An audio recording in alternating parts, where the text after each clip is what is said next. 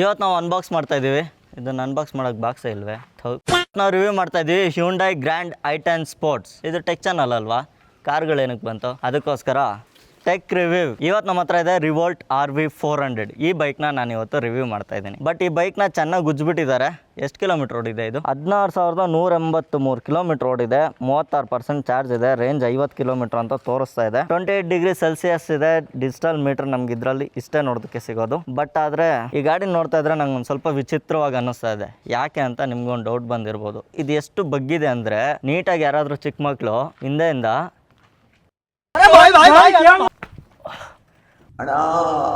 ಈ ಗಾಡಿಗೆ ಯಾವುದೇ ರೀತಿ ಕೀ ಇರಲ್ಲ. ಕೀ ಅದು ಕೊಟ್ಟಿದ್ದಾರೆ, ನೀವು ನನ್ನ ಬೈಕೊಂಬಿಡಿ. ಕೀ ಓಪನ್ ಮಾಡೋದು ಬೇರೆ ಇದಕ್ಕೆ. ನಮಗೆ ಈ ಗಾಡಿ ಕೀ ಈ ತರ ನೋಡೋದಕ್ಕೆ ಸಿಗುತ್ತೆ. ಹಿಂದ್ಗಡೆ ನಮಗೆ ರಿವೋಲ್ಟ್ ಬ್ರ್ಯಾಂಡಿಂಗ್ ನೋಡೋದಕ್ಕೆ ಸಿಗ್ತಾ ಇದೆ, ಮತ್ತೆ ಒಂದು ಲೋಗೋ ಇದೆ. ಇದನ್ನ ಓಪನ್ ಮಾಡ್ಬೋದಾ? ನಮ್ಮ ಕೈ ಸುಮ್ಮನೆ ಇರಲ್ಲ ಗುರು. ಓಪನ್ ಮಾಡಿದ್ರೆ ನಮ್ಗೆ ಇದ್ರ ಒಳಗಡೆ ಈ ಥರ ಸರ್ಕ್ಯೂಟ್ ನೋಡೋದಕ್ಕೆ ಸಿಗುತ್ತೆ. ಈ ಚಿಪ್ ಮೇಲೆ ತುಂಬ ಕೆಲಸ ಮಾಡಿದ್ದೀವಿ ನಾವು, ಸೊ ಅದೆಲ್ಲ ಇಲ್ಲಿ ಹೇಳೋದಕ್ಕಾಗೋದಿಲ್ಲ. ಅದು ತುಂಬ ಟಾಪ್ ಸೀಕ್ರೆಟ್. ಇದರಲ್ಲಿ ನಮಗೆ ಒಂದು 3 ವೋಲ್ಟ್ ಬ್ಯಾಟ್ರಿ ಇರುತ್ತೆ. ಒಂದು ಬ್ಯಾಟ್ರಿನೇ, 2 ಬ್ಯಾಟ್ರಿನೇ ಇದು? ಒಂದೇ ಸಿಂಗಲ್ ಬ್ಯಾಟ್ರಿ. ಹಂಗೆ ನಾವು ಈ ಕೀ ಬಂದ್ಬಿಟ್ಟು ನಮಗೆ ಸೈಡ್ ಲಾಕ್ ಹಾಕೋದಕ್ಕೆ, ಮತ್ತು ಇಲ್ಲಿರುವಂಥ ಡಿಕ್ಕಿ ಓಪನ್ ಮಾಡೋದಕ್ಕೆ. ಬಾರ ಎದೆ ಮೇಲೆ ಬಾರ. ಹಾಂ,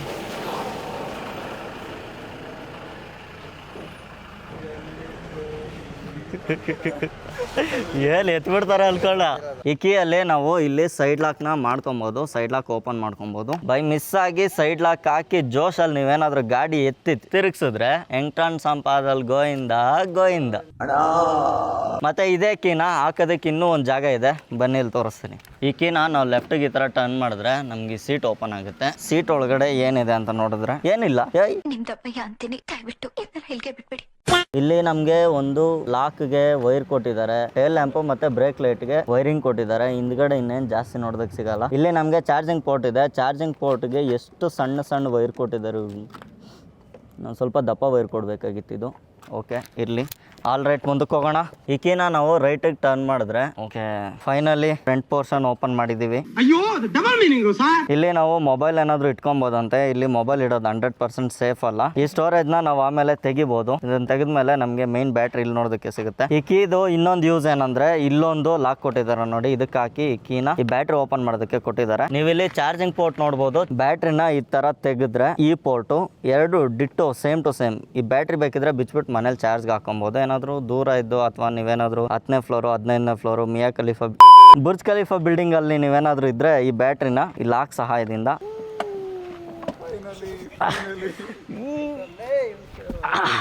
ಏನ್ ಗುರು ಇಷ್ಟು ವೆಯ್ಟ್ ಐತೆ, ಇದು ಸರಿಯಾಗಿದೆ. ಮತ್ತೆ ಅದನ್ನ ಜಾಗಕ್ಕೆ ಅದನ್ನ ಹಾಕ್ಬಿಡೋಣ. ಒಳಗಡೆ ಸ್ಟೋರೇಜ್ ನೋಡ್ಬೋದು ಎಷ್ಟು ಸ್ಟೋರೇಜ್ ಇದೆ ಅಂತ. ಬೇಕಿದ್ರೆ ಇಲ್ಲಿ ನಮಗೆ ಒಂದು ಚಿಕ್ಕ MCB ಕೊಟ್ಟಿದ್ದಾರೆ. ಚಿಕ್ಕದೇನಲ್ಲ, ಇದು ನಾರ್ಮಲ್ ಮೀಟರ್ ಬೋರ್ಡ್ಗೆ ಹಾಕೋ MCB. ಎಲ್ಲ ಓವರ್ ಮ್ಯಾನುಫ್ಯಾಕ್ಚರ್ ಮಾಡ್ಬಿಟ್ಟು ಉಳ್ದಿರೋದು ಇಲ್ಲಿ ಕೊಟ್ಟಂಗಿದೆ. ಸೊ ಮಳೆ ಬರ್ತಾ ಇದೆ, ಇದನ್ನು ಕ್ಲೋಸ್ ಮಾಡ್ಬಿಟ್ಟು ಈ ಗಾಡಿ ರೈಡಿಂಗ್ ಎಕ್ಸ್ಪೀರಿಯನ್ಸ್ ಹೆಂಗಿದೆ ಅಂತ ನೋಡೋಣ. ನಮಗೆ ಫ್ರಂಟ್ ಲುಕ್ ಈ ಥರ ನೋಡೋದಕ್ಕೆ ಸಿಗುತ್ತೆ. 2 ಆಯಿಲ್ ಬ್ರೇಕಿಂಗ್ ಕೊಟ್ಟಿದ್ದಾರೆ, 2 ನಮಗೆ ಡಿಸ್ಕ್ ಕೊಟ್ಟಿದ್ದಾರೆ. ಇದರಲ್ಲಿ ಡಿಸ್ಕ್ ಕೊಟ್ಟಿರೋದು ಒಂದು ಒಳ್ಳೆ ವಿಚಾರ ಏನಂದ್ರೆ, ಫ್ರಂಟಲ್ಲಿ ನಮಗೆ ಕಾಂಬಿ ಬ್ರೇಕಿಂಗ್ ಸಿಸ್ಟಮ್ ಇದೆ. ಫ್ರಂಟ್ ಟು ಬ್ಯಾಕ್ 2 ಒಂದೇ ಸರಿ ಇದು ಬ್ರೇಕ್ ವರ್ಕ್ ಆಗುತ್ತೆ. ಅದಷ್ಟೇ ಅಲ್ದೇನೆ ಫ್ರಂಟ್ ಅಲ್ಲಿ ಒಂದು ರಾಯಲ್ ಲುಕ್ ಕೊಡೋದಕ್ಕೆ ರೌಂಡ್ ಡಿಸ್ಕ್ ಕೊಟ್ಟಿದ್ದಾರೆ, ಒಳ್ಳೆ ವಿಚಾರ. ಇಲ್ಲಿ ನಮಗೆ ಹೆಡ್ ಲೈಟ್ದು ಸ್ವಿಚ್ ಇದೆ, ಇಲ್ಲಿ ಇಂಡಿಕೇಟರ್ ಸ್ವಿಚ್ ಇದೆ, ಆರನ್ ಸ್ವಿಚ್ ಇದೆ. ಇದು ಬ್ಯಾಕ್ ಬ್ರೇಕು, ಇದು ಫ್ರಂಟ್ ಬ್ರೇಕು. ಸಮಾಧಾನ ಆಮೇಲೆ ಹೋಗೋಣ. ಇಲ್ಲಿ ನಮಗೆ ಕಿಲ್ ಸ್ವಿಚ್ ಇದೆ. ಇಲ್ಲಿ 3 ಮೋಡ್ಸ್ ನಮಗೆ ನೋಡೋದಕ್ಕೆ ಸಿಗುತ್ತೆ. ಇದೇನಿದು, ಇಲ್ಲೊಂದು ಬಟನ್ ಇದೆ, ಇದನ್ನು ಪ್ರೆಸ್ ಮಾಡಿದ್ರೆ ನಮಗೆ ಗಾಡಿದು ಇಂಜಿನ್ ಸ್ಟಾರ್ಟ್ ಆಗುತ್ತೆ. ಅಂದರೆ ಇಂಜಿನ್ ಇಲ್ಲ, ಇಂಜಿನ್ ಥರ ಸ್ಪೀಕರ್ ಸ್ಟಾರ್ಟ್ ಆಗುತ್ತೆ. ಸೌಂಡ್ ಕೇಳಿಸ್ತಿದ್ಯಾ? ಇದರಲ್ಲಿ ಇನ್ನೊಂದು ಸ್ಪೆಷಾಲಿಟಿ ಏನಂದರೆ, ಇದನ್ನು ಫುಲ್ ಥ್ರೋಟಲ್ ಕೊಟ್ಟರೆ ಈ ಗಾಡೀಲಿ ನನಗೆ ಕರೆಕ್ಟಾಗಿ ಕಾಲು ಅನ್ನುತ್ತಾ ಇಲ್ಲ, ಅದಕ್ಕೆ ಸ್ವಲ್ಪ ಉದ್ದ ಇರೋ ಶೂ ಹಾಕೊಂಡು ಬಂದಿದ್ದೀನಿ. ನಾನಿರೋದೆ 5 ಅಡಿ. 5.2 ಎಲ್ಲ ಲೆಕ್ಕಕ್ಕಿಲ್ಲ. ನಾವು ಯಾರ ಮೇಲೂ 2 ಬಿಡಲ್ಲ. ಆಟೋಮೆಟಿಕ್ ಹೊಳಿ ಬಟ್ಟೆ 2 ಎಲೆಕ್ಟ್ರಿಕ್ ಗಾಡಿಗಳಲ್ಲಿ ಇದೊಂದು ಪ್ರಾಬ್ಲಮ್ ಗೊತ್ತು. ನಾವು ಥ್ರೋಟಲ್ ಕೊಟ್ಟಂಗೆ ಸುಪ್ ಅಂತ ಎದ್ದು ಕೂತ್ಕೊಳ್ಳೋದು.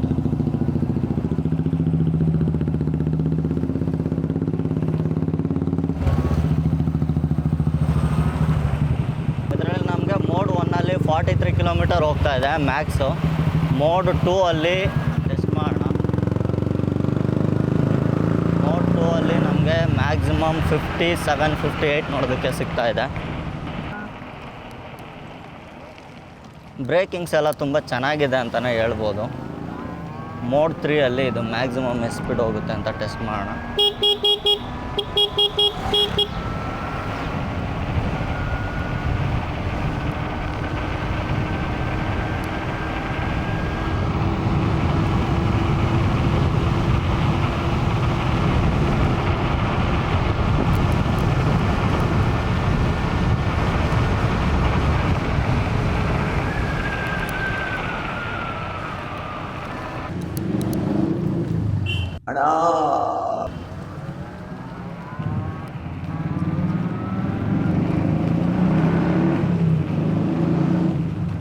ಟಾಪ್ ಸ್ಪೀಡ್ 85 ಅಂತ ಕಂಪ್ನಿಯವ್ರು ಕ್ಲೈಮ್ ಮಾಡ್ತಾರೆ, ಬಟ್ ಆದರೆ ಇದು ಬರೋದೇ ಟಾಪ್ ಸ್ಪೀಡ್ 65. ನಿನಗೆ ಇದೆಲ್ಲ ಅರ್ಥ ಆಗುದಿಲ್ಲ, ಸುಮ್ಮನಿರು.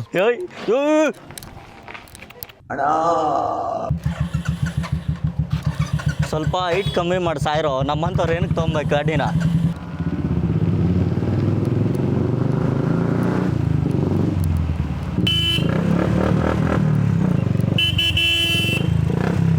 ನಮ್ಮ ಹೊಟ್ಟೆ ಎಷ್ಟು ಉರಿಸ್ತಾವ್ರು.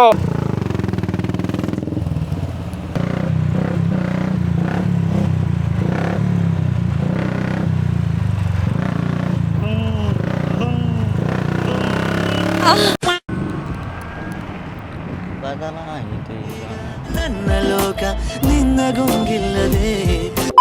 ಲೋಕಲಲ್ಲಿ ಸ್ಟಿಕ್ಕರಿಂಗ್ ಅಂಗಡಿ ಇದ್ದರೆ ನೀವು ಇದಕ್ಕೆ ನೀಟಾಗಿ ಒಂದು ಸ್ಪೋರ್ಟ್ಸಿ ಲುಕ್ ಬರೋ ಸ್ಟಿಕ್ಕರ್ಸ್ ಹಾಕ್ಸ್ಬಿಡಿ. ನನ್ನ ಪ್ರಕಾರ ಇದಕ್ಕೆ ಅಪಾಚಿ ಸ್ಟಿಕ್ಕರ್ ನೀಟಾಗಿ ಸೂಟ್ ಆಗುತ್ತೆ ಅಂತ ಅನ್ಸುತ್ತೆ. ಯಾವುದೋ ಸ್ಪೋರ್ಟ್ಸ್ ಗಾಡಿ ಸ್ಟಿಕ್ಕರ್ಸ್ ಇದ್ದರೆ ಇದಕ್ಕೆ ಅಂಟಿಸ್ಬಿಡಿ, ಇಲ್ಲಾಂದರೆ ಇದು ಲುಕ್ ಚೆನ್ನಾಗಿರೋದಿಲ್ಲ ನೋಡೋದಕ್ಕೆ. ಇದರಲ್ಲಿ ನಮಗೆ ಟೋಟಲ್ 9 ಕಲರ್ ನೋಡೋದಕ್ಕೆ ಸಿಗುತ್ತೆ. ನಮ್ಮ ಹತ್ರ ಇವತ್ತಿರೋದು ಬ್ಲ್ಯಾಕ್ ಕಲರ್. ಅಲ್ಲ, ನೀವು ಗಾಡಿ ಮಾಡೋದು ಮಾಡ್ತೀರಾ, ಒಬ್ಬರೇ ಹೋಗೋದಕ್ಕೆ ಕಂಫರ್ಟಾಗಿ ಮಾಡೋದ್ಮೇಲೆ ಒಂದೇ ಸೀಟ್ ಕೊಡಬೇಕು. 2 ಸೀಟ್ ಏನಕ್ಕೆ ಕೊಡ್ತೀರಾ? ಸಿಂಗಲ್ಸ್ ಹೊಟ್ಟೆ ವರ್ಷಕ್ಕೆ. ಅದಷ್ಟೇ ಅಲ್ದೇ ಇದು ಬರೀ 4.5 ಅವರಲ್ಲಿ ಫುಲ್ ಚಾರ್ಜ್ ಆಗುತ್ತೆ. ಅದೊಂದು ಗುಡ್ ಪಾರ್ಟ್. ಕೆಲವೊಂದು ಗಾಡಿಗಳು ಇನ್ನೂ ಜಾಸ್ತಿ ಚಾರ್ಜ್ ಹಾಕ್ಬೇಕಾಗುತ್ತೆ. ನಿಮ್ಗೇನಾದ್ರೂ ಟೀ ಕುಡಿಯೋ ಅಭ್ಯಾಸ ಇದ್ರೆ ಇವಾಗಲೇ ಟೀ ಕುಡಿಯೋದನ್ನ ಸ್ಟಾಪ್ ಮಾಡಿದ್ದು, ಏನಕ್ಕೆ ಎಷ್ಟೆಷ್ಟು ಟೀ ಕುಡಿತೀರಾ ಅನ್ನೋದನ್ನೆಲ್ಲ ಸೇವಿಂಗ್ಸ್ ಮಾಡಿ ಇಟ್ಕೊಂಡ್ರಿ. ಯಾಕಂದ್ರೆ ಈ ಗಾಡಿ ನೀವು ಒಂದ್ಸರಿ ತಗೊಂಡ್ಮೇಲೆ ಈ ಗಾಡಿಗೆ ಒಂದ್ಸರಿ ಅನ್ಸುತ್ತೆ ಟೀ ಕುಡಿಬೇಕು ಅಂತ. ಆವಾಗ ಇದು ಫಸ್ಟ್ ಟೀ ಕುಡಿಯೋದೇ ಬ್ಯಾಟ್ರಿ. ಈ ಬ್ಯಾಟ್ರಿ ಏನಾದ್ರೂ ಟೀ ಕುಡಿದಾಗ ನಿಮ್ಗೆ ಕರೆಕ್ಟ್ ಆಗಿ ಒಂದು 45,000-48,000 ರೂಪಾಯಿ ಕೈಲಿ ಇಟ್ಕೊಬೇಕಾಗುತ್ತೆ. ಮತ್ತೆ ಮೋಟರ್ ನೋಡಿದಿರಲ್ಲ, ಮೋಟರ್ಗೆ ನಮಗೆ ಮ್ಯಾಕ್ಸಿಮಮ್ ಒಂದು 5 ಇಯರ್ಸ್ ಗ್ಯಾರಂಟಿ ಕೊಟ್ಟಿರ್ತಾರೆ. 5 ಇಯರ್ಸ್ ಅಲ್ಲಿ ಅರೌಂಡ್ ಒಂದು 75,000 ಕಿಲೋಮೀಟರ್ ಅಷ್ಟೇ ವಾರಂಟಿ ನೋಡೋದಕ್ಕೆ ಸಿಗುತ್ತೆ. ಇನ್ ಕೇಸ್ ಆ ವಾರಂಟಿ ಏನಾದ್ರು ಮುಗಿದ್ರೆ ಅದು ಟೀ ಕುಡಿಬೇಕು ಅಂತ ಅನ್ಸುತ್ತೆ. ಅಯ್ಯೋ, ನಮ್ಮ ಹುಡುಗನ್ಗೆ ಇಲ್ಲಿ ಗಾಯ ಆಗ್ಬಿಟ್ಟಿದೆ. ಗಾಯ ಎಲ್ಲಾದ್ರೂ ಹೋಗ್ಲಿ. ಇನ್ ಕೇಸ್ ಇದ್ರ ಮೋಟರ್ ಏನಾದ್ರು ಹಾಳಾಯ್ತು ಅಂದ್ರೆ ಹತ್ರ 1 ಲಕ್ಷ ರೂಪಾಯಿವರೆಗೂ ಖರ್ಚು ಬೀಳುತ್ತೆ. ಜೀವನದಲ್ಲಿ ಹುಡುಗರಿಗೆ ಒಂದು ಆಸೆ ಇರುತ್ತೆ, ನಾವು ಈ ಥರ ಗಾಡಿಗಳು ತೊಗೊಬೇಕು ಅಂತ. ಈ ಗಾಡಿಗಳ ಮೇಂಟೆನೆನ್ಸಲ್ಲಿ ನಾವು ಈ ಥರದೊಂದು ಎಲೆಕ್ಟ್ರಿಕ್ ಗಾಡಿನ ತೊಗೊಂಡ್ರೆ ತುಂಬ ಸೇವ್ ಮಾಡ್ಬೋದು. ಅದು ಹೆಂಗೆ ಅಂದರೆ, ಈ ಗಾಡಿಗೆ ಕನಿಷ್ಠ ಒಂದು ತಿಂಗಳಿಗೆ 6,000-8,000 ರೂಪಾಯಿ ಪೆಟ್ರೋಲ್ ಆಗುತ್ತೆ. ಅದೇ ಈ ಗಾಡಿಗಾದರೆ ಜಸ್ಟ್ 400 ರೂಪಾಯಿ ಕರೆಂಟ್ ಬಿಲ್ಲಲ್ಲಿ ಒಂದು ತಿಂಗಳೆಲ್ಲ ನಾವು ಇದನ್ನು ಓಡಾಡ್ಬೋದು. ಸೊ ನಮಗೆ ಶೋಕಿ ಮುಖ್ಯನಾ ಮತ್ತು ರೆಸ್ಪಾನ್ಸಿಬಿಲಿಟೀಸ್ ಮುಖ್ಯನಾ ಅಂತ ಅಂದಾಗ ನಮಗೆ ಇದೇ ಒಂದು ಬೆಸ್ಟ್ ಚಾಯ್ಸ್ ಆಗುತ್ತೆ. ಈ ಗಾಡಿಗಳನ್ನ ನಾವು ಪ್ರತಿ ಒಂದು 4,000, 8,000, 8,000 ಕಿಲೋಮೀಟರ್ಗೆ ಸರ್ವಿಸ್ ಮಾಡಿಸ್ಬೇಕು. ಆದರೆ ಇದನ್ನ ಆ ಥರ ಅಲ್ಲ. ಮತ್ತು ಈ ಬೆಲ್ಟ್ ಬಂದ್ಬಿಟ್ಟು ತುಂಬ ಲೋ ಮೇಂಟೆನೆನ್ಸ್ ಅಂತ ಅನ್ಬೋದು. ಯಾಕಂದರೆ ಇದು ಚೈನಾ ಆದರೆ ಲೂಬ್ರಿಕೆಂಟ್ ಮಾಡಿಸ್ತಾ ಇರಬೇಕು, ಇಲ್ಲಾಂದ್ರೆ ಅದಕ್ಕೂ ಅನ್ಸುತ್ತೆ ಟೀ ಕುಡಿಬೇಕು ಅಂತ. ಈ ಗಾಡಿಗಳನ್ನ ಏನಾದರೂ ಸರ್ವಿಸ್ ಮಾಡಿಸ್ಬೇಕಂದ್ರೆ 2,000, 4,000, 5,000, 6,000 ಕಿಲೋಮೀಟರ್ಗೆ ಇದನ್ನ ಒಂದ್ಸರಿ ಆಯಿಲ್ ಚೇಂಜ್ ಎಲ್ಲ ಮಾಡಿಸ್ಬೇಕಾಗುತ್ತೆ. ಅದೇ ಟೈಮಲ್ಲಿ ನಾವು ಬ್ರೇಕ್ ಪ್ಯಾಡ್ಗಳನ್ನೆಲ್ಲ ಚೇಂಜ್ ಮಾಡಿಸ್ಬೇಕು, ಏರ್ ಫಿಲ್ಟರ್ ಚೇಂಜ್ ಮಾಡಿಸ್ಬೇಕು. ಇಷ್ಟೆಲ್ಲ ತಲೆನೋವು ಈ ಗಾಡಿಗಳಲ್ಲಿ ಇರುತ್ತೆ. ಅದೇ ನಾವೇನಾದರೂ ಈ ಥರ ಗಾಡಿಗಳನ್ನ ಚೂಸ್ ಮಾಡಿದ್ರೆ ಜಸ್ಟ್ ಒಂದು 5,000, 6,000 ಅಥವಾ ಒಂದು 8,000 ಕಿಲೋಮೀಟರ್ಗೆ ಒಂದ್ಸರಿ ನಾವು ಬ್ರೇಕ್ ಪ್ಯಾಡ್ಸ್ನ ಚೇಂಜ್ ಮಾಡಿದ್ರೆ ಸಾಕಾಗುತ್ತೆ. ಫ್ರಂಟ್ ಬ್ಯಾಕ್ 2 ಬ್ರೇಕ್ ಪ್ಯಾಡ್ಗಳು ಜಸ್ಟ್ ನಮ್ಗೊಂದು 500-600 ರೂಪಾಯಿ ಕೆಲಸ ಮುಗ್ದೋಗುತ್ತೆ. ಇನ್ ಕೇಸ್ ಈ ಥರ ಗಾಡಿಗಳಿಗಾದ್ರೆ ನಾವು ಚೈನ್ಗೆ ಆವಾಗ ಲೂಬ್ರಿಕೆಂಟ್ ಮಾಡಿಸ್ಬೇಕಾಗುತ್ತೆ. ಈ ಥರ ಬೆಲ್ಟ್ ಇದ್ರೆ ಲೂಬ್ರಿಕೆಂಟ್ ಮಾಡಿಸೋ ಅವಶ್ಯಕತೆನೇ ಇರೋದಿಲ್ಲ. ಚಾರ್ಜಿಂಗ್ ಪೋರ್ಟ್ ಇಷ್ಟನ್ನ ಎಲ್ಲಾದರೂ ಬೀಳಿಸ್ಬಿಟ್ಟಿದ್ಯಾ? ಹಿಂದ್ಗಡೆ ಕೂತ್ಕೊಳ್ಳೋರಿಗೆ ಇನ್ನೊಂದು ಮೈನಸ್ ಪಾಯಿಂಟ್ ಅಂದರೆ ಮ್ಯಾಕ್ಸಿಮಮ್ ಒಂದು 60-80 kg ಇರೋರು ಕೂತ್ಕೊಂಡ್ರೆ ಸರಿ ಹೋಗುತ್ತೆ. ಏನಾದರೂ 100 kg ಇತ್ಕೊಂಡು ಕೂತ್ಕೊಂಡ್ರೆ ಇದಕ್ಕೆ ನ್ಯಾಯವಾಗಿ ಗ್ರಿಪ್ ಬೇರೆ ಕೊಟ್ಟಿಲ್ಲ. ಇದು ಮೇ ಬಿ ಬೋಲ್ಟ್ಗಳು ಕಟ್ ಆಗೋ ಚಾನ್ಸಸ್ ಇದ್ರೂ ಇರ್ಬೋದು. ಯಾಕಂದರೆ ಇದು ಬಂದ್ಬಿಟ್ಟು ಚಾರ್ಜಿಗೆ ಎಲ್ಲಾದರೂ ಕನೆಕ್ಟ್ ಆಗಬೇಕಾಗಿತ್ತು. ಬಟ್ ಆದರೆ ಇದು ಹಿಂಗೆ ಓಪನ್ ಕೊಟ್ಟಿರೋದು ಒಂದು ಒಳ್ಳೆ ವಿಚಾರ ಅಲ್ಲ. ಇದನ್ನೇನು ಕೈಯಲ್ಲಿ ಹಿಡ್ಕೊಂಡು ತಿರುಗ್ತಾ ಇದ್ದೀನಿ ಅಂತ ಅರ್ಥ ಆಗಿಲ್ಲ. ಇದೇನಕ್ಕೆ ನನ್ನ ಕೈಗೆ ಬಂತು? ನಿಮ್ಮ ಹತ್ರ ಇದೈತಂತ ಗೊತ್ತಾಗಬಾರ್ದು.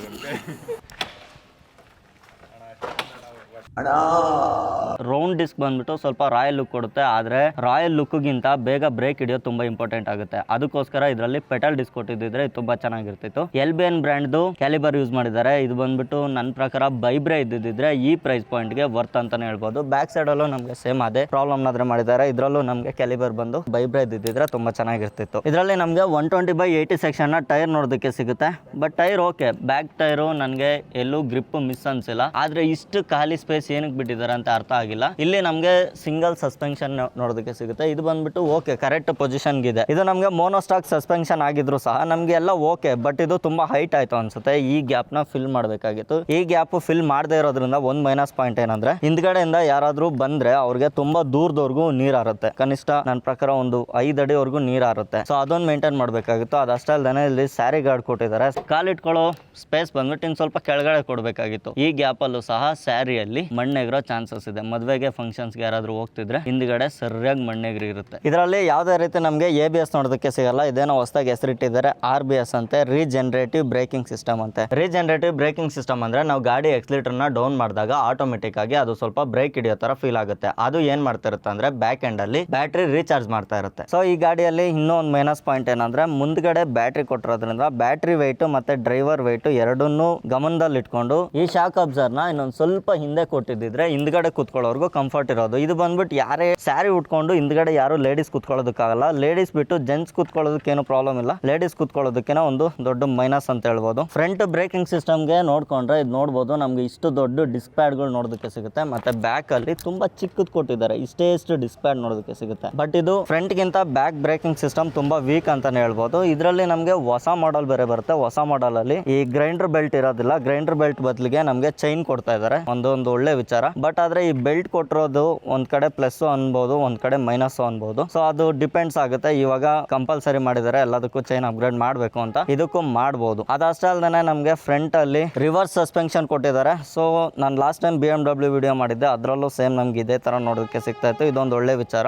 ನಾವು ಟ್ರೈನ್ ಆ ಕಡೆ ಕಳಿಸ್ರ ಫಸ್ಟ್. ಫ್ರಂಟ್ ಅಲ್ಲಿ ನಮಗೆ 90/80 ಟೈರ್ ನೋಡೋದಕ್ಕೆ ಸಿಗುತ್ತೆ. Tyre okay. ಈ ಗಾಡಿನ ಫ್ರಂಟ್ ಸೈಡ್ ಇಂದ ನನಗೆ ನೋಡ್ತಾ ಇದ್ರೆ ಕಲೇಜ ಮೂವಿಯಲ್ಲಿ ಎಲ್ಲಾ ಪಾರ್ಟ್ಸ್ ಕಿತ್ತು ಬಿಸಾಕಿ ಸ್ಕೆಲಿಟನ್ ಮಾಡೋ ರೀತಿ ಮಾಡಿದ್ದಾರೆ. ಫ್ರಂಟ್ ಹೆಡ್ಲೈಟ್ ನೋಡ್ಬೋದು, ನಮ್ಗೊಂದು ಏನೋ ಒಂದು ಶೇಪ್ ಕೊಡೋದಕ್ಕೆ ಹೋಗಿದ್ದಾರೆ, ಏಲಿಯನ್ ಶೇಪ್. ಆದ್ರೆ ಇದು ಚುಚ್ಚು ಅನ್ನೋ ತರ ಏನಿಲ್ಲ ಇದು, ಬಟ್ ತುಂಬಾ ವಿಯರ್ಡ್ ಆಗಿದೆ. ಓಕೆ, ನೋಡೋದಕ್ಕೆ ಪರವಾಗಿಲ್ಲ, ಚೆನ್ನಾಗಿದೆ. ಹೆಡ್ಲೈಟ್ ಅಲ್ಲಿ ನಮಗೆ DRL ನೋಡೋದಕ್ಕೆ ಸಿಗುತ್ತೆ. ಒಂದು ಪ್ರೊಜೆಕ್ಟರ್ ಲ್ಯಾಂಪ್ ಬೇರೆ ಇದೆ. ಮತ್ತೆ ಇಲ್ಲಿ ಕೆಳಗಡೆ ನಮಗೆ ಲೋ ಬೀಮ್ ಲೈಟ್ ಸಹ ನೋಡೋದಕ್ಕೆ ಸಿಗುತ್ತೆ. ಮತ್ತೆ ಇಲ್ಲಿ ಕೆಳಗಡೆ ನಮಗೆ ಏರ್ ವಿಂಡ್ಸ್ ತರ ಕೊಟ್ಟಿದ್ದಾರೆ, ಆದ್ರೆ ಅದು ಕಂಪ್ಲೀಟ್ ಕ್ಲೋಸ್ ಆಗ್ಬಿಟ್ಟಿದೆ. ಅದು ಸುಮ್ಮನೆ ಡಿಸೈನ್ ಕೊಟ್ಟಿದ್ದಾರೆ ಅಷ್ಟೇ, ಅದರಿಂದ ಗಾಳಿನೂ ಪಾಸ್ ಆಗಲ್ಲ, ಏನು ಪಾಸ್ ಆಗಲ್ಲ. ಇನ್ ಕೇಸ್ ನೀವೇನಾದ್ರೂ ಸ್ಪೋರ್ಟ್ಸ್ ಗಾಡಿ ಲವರ್ಸ್ ಆಗಿದ್ರೆ ನಿಮ್ಗೆ ಇದ್ರಲ್ಲಿ ಒಂದು ಮೈನಸ್ ಪಾಯಿಂಟ್ ಇದೆ. ಕಂಪ್ನಿಯವರು ಇದನ್ನ ಇಂಪ್ರೂವ್ಮೆಂಟ್ ಮಾಡಿದ್ರು ಮಾಡಬಹುದು. ಯಾಕಂದ್ರೆ ಸ್ಪೋರ್ಟ್ಸ್ ಗಾಡಿ ವೈಬ್ ಕೊಡೋದಕ್ಕೆ ನಮಗೆ ಲೆಗ್ ಬ್ರೇಕಿಂಗ್ ಸಿಸ್ಟಮ್ ಕೊಡಬೇಕಾಗಿತ್ತು. ಬಟ್ ಆದ್ರೆ ಅದು ಇದರಲ್ಲಿ ಮಿಸ್ಸಿಂಗ್ ಇದೆ. ಸುಮ್ಮನೆ ಶೋಕಿ ಮಾಡೋದಕ್ಕೆ ಅಂದ್ಬಿಟ್ಟು ಇದರಲ್ಲಿ 4 ತರದಂತಹ ಸೌಂಡ್ಸ್ ಕೊಟ್ಟಿದ್ದಾರೆ. ಆ ಸೌಂಡ್ಸ್ ನಾವು ಈ ಬಟನ್ ಇಂದ ಚೇಂಜ್ ಮಾಡ್ಕೊಬಹುದು. ಇದನ್ನ ಥ್ರೋಟಲ್ ಮಾಡಿದ್ರೆ ಸ್ವಲ್ಪ ಸ್ಪೋರ್ಟ್ಸ್ ಗಾಡಿದು ಒಂದು 4 ಸೌಂಡ್ ಬರುತ್ತೆ.